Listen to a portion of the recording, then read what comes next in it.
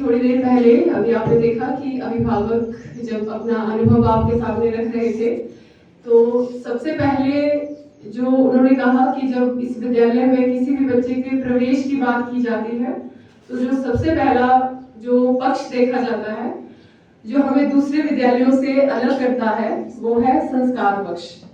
और कई बार हम लोगों को ये बोला जाता था कि आपके वहां पर संस्कार तो दिए जाते हैं, लेकिन बाकी विद्यालयों के समान आप शायद परिणाम नहीं दे पाते। लेकिन शायद हम काफी हद तक इस बार के परीक्षा परिणाम जो आपने देखी है, तो वहां पे हम काफी हद तक आपकी जो वो कह सकते हैं संदेह, उसको दूर करने में काफी हद तक शायद कामयाब भी हो पाए हैं, ऐसा मुझे लगता है।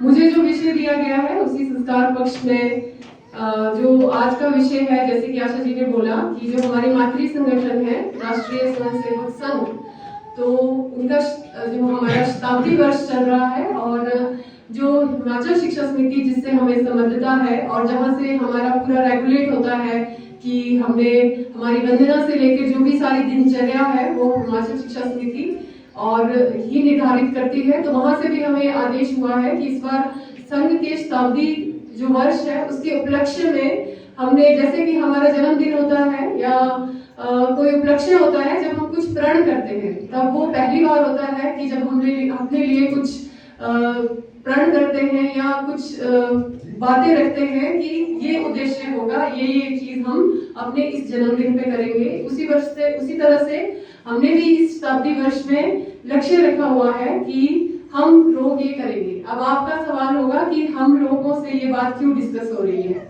तो इसका कारण ये है कि हम शिक्षा समिति से जुड़े हैं, शिक्षा समिति से विद्यालय जुड़ा है, विद्यालय से हम सभी जुड़े हैं, हमसे हमारे बच्चे जुड़े हैं, और बच्चों की वजह से आप भी हमसे जुड़े हैं, तो आप भी सदस्य हैं। तो हम सबसे ये अपेक्षा रखी जाती है कि हम जैसे कि इस विद्यालय में सिर्फ पढ़ाई की तरफ ही नहीं, संस्कार पक्ष की हम बात कर रहे हैं, समाज का उत्थान और समाज में परिवर्तन लाने का जो प्रयास है वो हमारा जो है मुख्य उद्देश्य रहता है।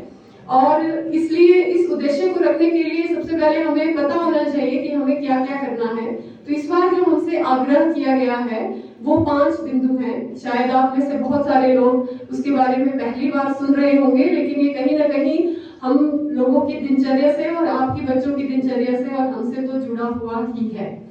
तो वो 5 बिंदु में सबसे पहले आपके पास रख लेती हूँ कि वो 5 आयाम क्या है, जिनको कि पंच परिवर्तन का नाम दिया गया है।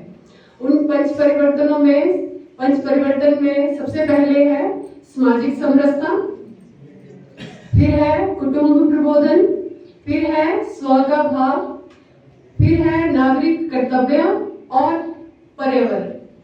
अब इसको थोड़ा मैं एक्सप्लेन करती हूँ। सबसे पहले बात करते हैं कुटुंब से, परिवार से ही बात शुरू करते हैं हम लोग। तो जो पहला हमें आग्रह किया गया है कुटुंब परिवर्तन का, जो कि आज बहुत ही आवश्यक है। इसलिए आवश्यक है क्योंकि पहले तो टीवी की समस्या रहती थी कि सब टीवी देखते रहते हैं, लेकिन उसमें भी एक अच्छी बात ये होती थी कि टीवी जब देख रहे हैं तो हम लोग एक नहीं देखता था, पूरा परिवार देखता था। लेकिन अभी आजकल जो है हम मोबाइल में लगे रहते हैं। माता खाना बना रही है, बच्चा मोबाइल देख रहा है, हम सभी मोबाइल देख रहे हैं। ऐसी कोई आग्रह नहीं है कि आप मोबाइल ना देखें, क्योंकि प्रयास किया जा रहा है जो वास्तविक रूप से धरातल रूप में जो हम कर सकते हैं वही प्रयास, वही कदम जो है उठाए जाएं। तो कुटुंब प्रबोधन में क्या है कि जो बच्चा है वो अटैच्ड रहे अपनी संस्कृति से, अपने कल्चर से, उसके जो घर की पूजा पद्धति है उसके बारे में उसे ज्ञान हो, उसे उसकी जानकारी हो, अपने देवी देवताओं के बारे में उसे जानकारी होनी चाहिए, और साथ में उसको अपने दादा दादी के बारे में, अपने दादा दादी का इतिहास और अपने परिवार का इतिहास, इसकी जानकारी होनी चाहिए। ज्यादातर हम जब बात करते हैं बच्चों से, तो बच्चों से हम बात करते हैं कि आपके माता का क्या नाम है, आपके पिता का क्या नाम है, या आपके दादा का क्या नाम है। अब कभी हमने डिस्कस नहीं किया होगा।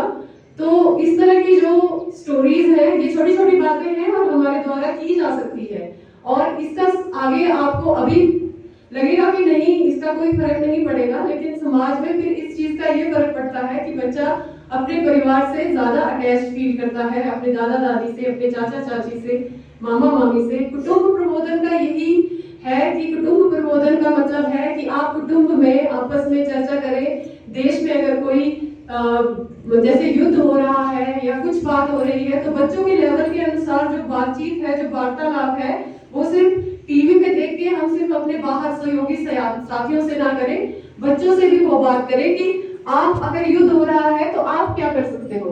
बच्चों से देशभक्ति गीत के बारे में पूछें, आप उनको देशभक्ति गीत के बारे में पूछिए, जो हमारे पुराने स्वतंत्रता सेनानी हैं उनकी कहानियां। और ये सब अगर आप फोन भी देखते हो तो फोन में देखते हुए भी आप ये कर सकते हो कि फोन देख रहे हो, कोई बच्चा देख रहा है, उससे भी डिस्कशन। कहने का मतलब परिवार में जो है वो बातचीत का वातावरण बने, और पूजा एक साथ हो, भोजन एक साथ हो। कम से कम जो दिन का एक बार जो भोजन है वो एक बार सभी परिवार का एक साथ होना हो, ऐसा आग्रह आगे से किया गया है। करना ना करना ये आपकी इच्छा है, लेकिन हमसे जो आग्रह किया गया है वो मैं आपके समक्ष रख रही हूँ। ये कुटुंब प्रबोधन है। इसके बाद दूसरा है, ये जो कुटुंब प्रबोधन है और जो पर्यावरण है, ये हमारे हाथ में है, क्योंकि ये छोटे छोटे कदम है और हम इन्हें कर सकते हैं। और बच्चों में संस्कार कैसे आएंगे? संस्कार जब हम बात करते हैं संस्कार की, तो बच्चों में संस्कार इन छोटी छोटी बातों से ही आएंगे। संस्कार की कोई किताब तो है नहीं, कोई सिलेबस भी नहीं है कि ये सिलेबस है जी, बच्चों को हम बोलेंगे कि ये याद करो, ये वाला संस्कार याद करो, ये वाले संस्कार का टेस्ट होगा, ये वाले संस्कार लिखो, ये वाले संस्कार की परीक्षा होगी, इसमें आपको 100 नंबर आएंगे, इसमें 90 नंबर आएंगे। ऐसा तो नहीं है। संस्कार तो व्यवहार